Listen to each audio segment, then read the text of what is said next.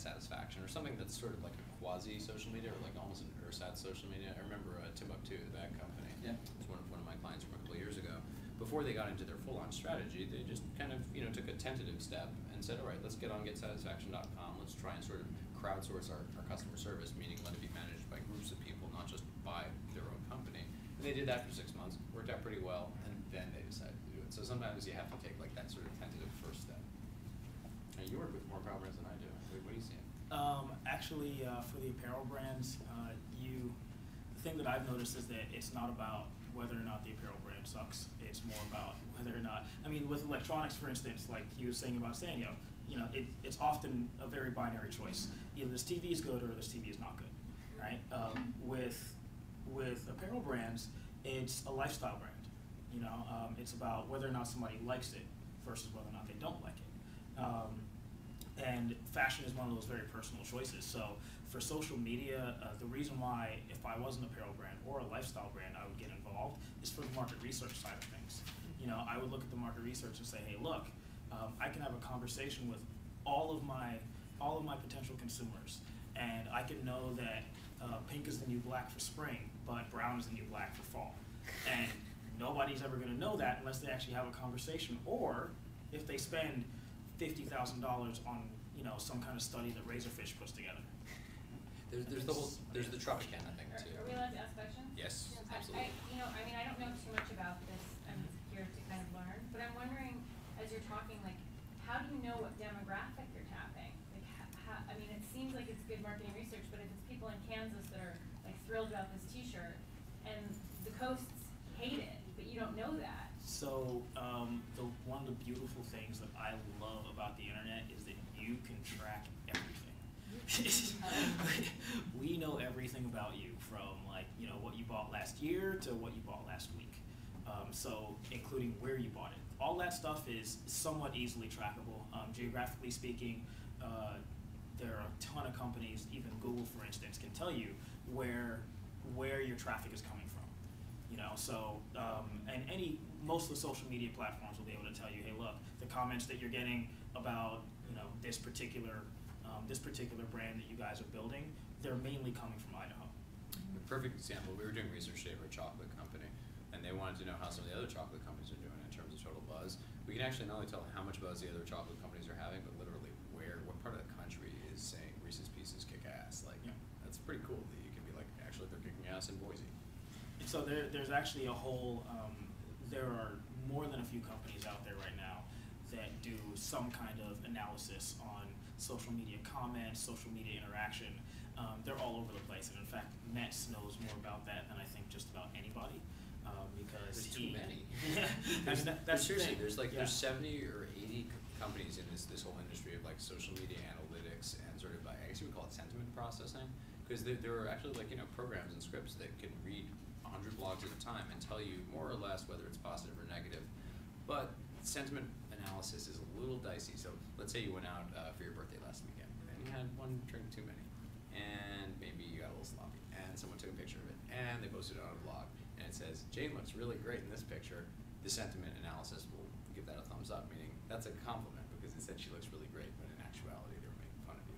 So there's still, I'd say sentiment analysis technology is still sort of like a 51% solution, like it's good most of the time, but kind of yeah.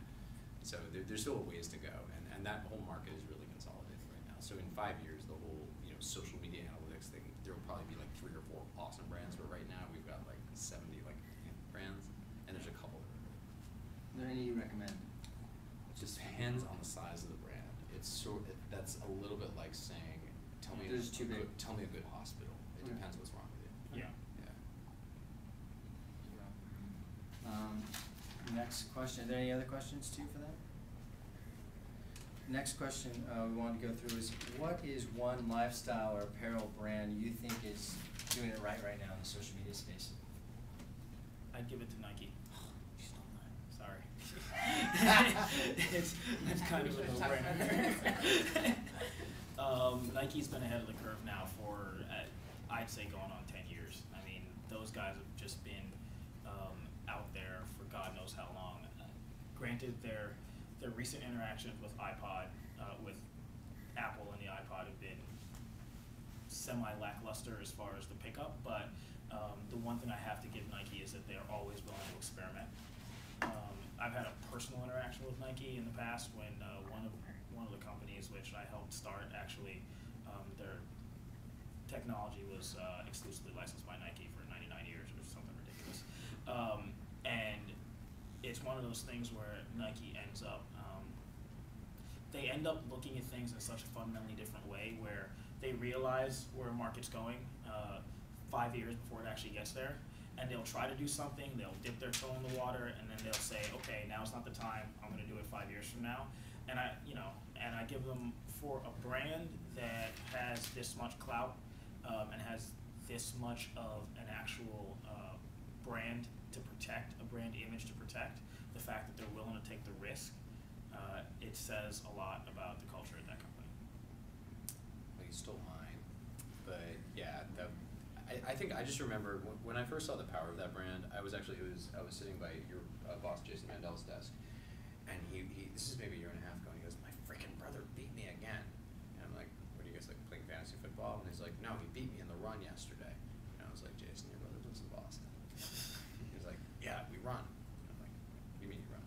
And they had the little Nike thing. They put it in their shoes, and they run against each other, Boston and San Francisco, and they upload it every night. And I was like, "Man, this is an amazing product." The fact that they're actually really using this, because I mean, it's one thing to hear about it, but it's another thing entirely to find out that your boss uses this 5 nights a week. Like, that's pretty cool. So my pick is actually, now that my number one's gone, I'd say Cuff Daddy. Tiny little company based out of Baltimore. They make cufflinks. I used them a few years ago. I got monogrammed cufflinks. They make cufflinks out of little typewriter keys. They take like 1930s and 1940s typewriter keys, and they make guys cufflinks. So you have your initials, like A and M, one on each wrist. And they've just been doing hardcore blog outreach for years, and they're doing distributed commerce. I think they're using Cafe Press right now. I should probably call them to use your brand. But they're basically, it's a 2-man shop. It's 2 guys, and they're executing on all fronts, and they're making the most of what they can. They're probably running $1 million business out of a garage in Baltimore. And person for person, they're probably even more profitable than Nike. So I think on a much smaller scale, like a brand like Cuff Daddy is pretty darn cool. Because if you type their name in on Google, you just get so many hits of like people just talking about their brand. So I think they're kind of doing it right too, on much smaller scale. Interesting.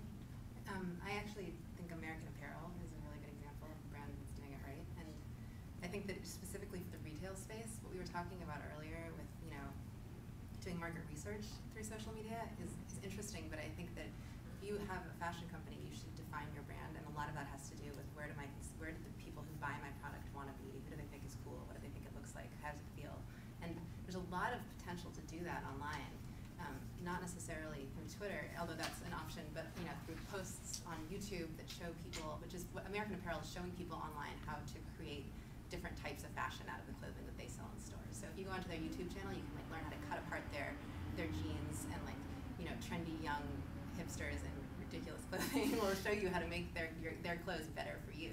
And that's really great, because then you're reaching all these 12-year-olds who are researching how to the coolest trends, and American Apparel can show them how to do that with what they sell.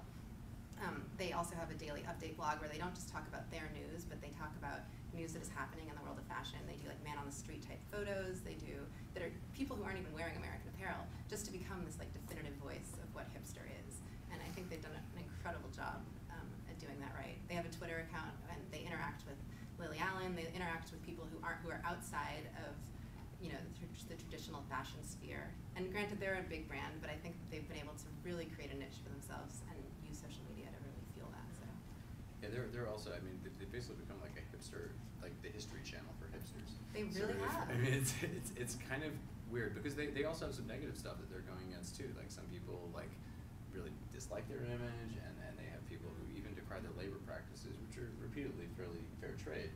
And so, but regardless, they're going against this tide of bad news, and Nike is too, and they're just pushing ahead and sort of accepting that people are always going to say negative things. And I think that actually works with their brand, because they're appealing to this rebel, and the rebel doesn't want to necessarily appease, the 40-year-old who's upset that there's naked women in the magazine. So I think that they do a really good job of just keeping their message consistent, and I think that's a huge point for social media. That's actually a really good analogy, because I think